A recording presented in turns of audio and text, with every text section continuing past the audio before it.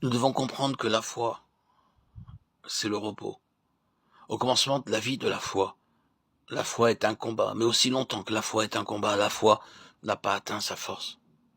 C'est seulement quand la foi, en luttant, parvient au bout d'elle-même et se jette dans les bras de Dieu et se repose en lui. C'est seulement alors que viennent la joie et la victoire.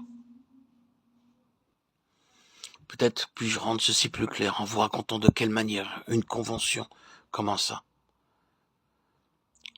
Un certain pasteur d'une église anglicane était un homme d'une piété profonde. Mais il n'avait pas le sentiment du repos, de la foi et de la victoire sur le péché. Et souvent, il se sentait profondément triste à la pensée de ses défaillances, de ses échecs et de ses manquements. Quand il entendit parler de la possibilité de la victoire, il sentit que c'était là une chose désirable. Mais il éprouvait le sentiment qu'il ne pouvait y parvenir.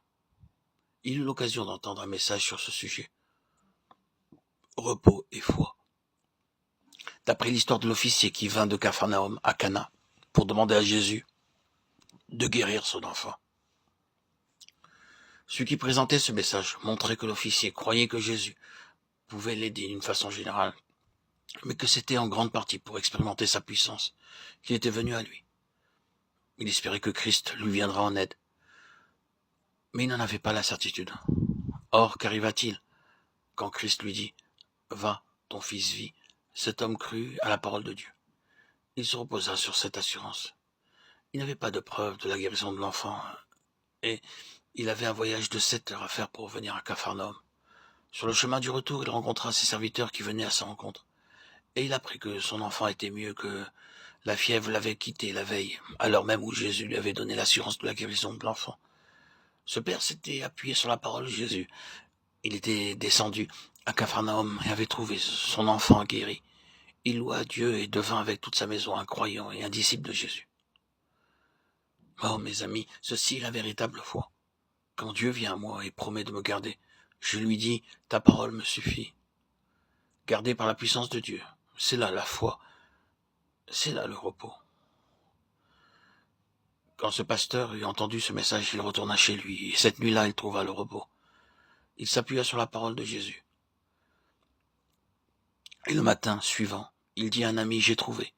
Puis il alla le dire à d'autres et leur proposa d'organiser une autre convention chrétienne, où lui et d'autres rendraient simplement témoignage de ce que Dieu avait fait.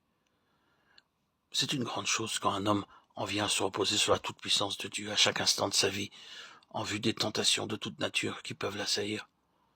L'orgueil, la colère, le manque d'amour, le péché. C'est une grande chose de faire alliance avec le Dieu Tout-Puissant, se basant non point sur ce qu'un homme peut dire, ni sur ce que mon cœur éprouve, mais sur la force de la parole de Dieu. Gardé par la puissance de Dieu, par la foi.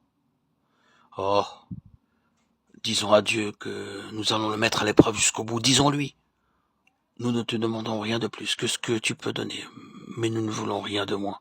Disons-lui, mon Dieu, fais que ma vie soit une preuve de ce que le Dieu Tout-Puissant peut faire.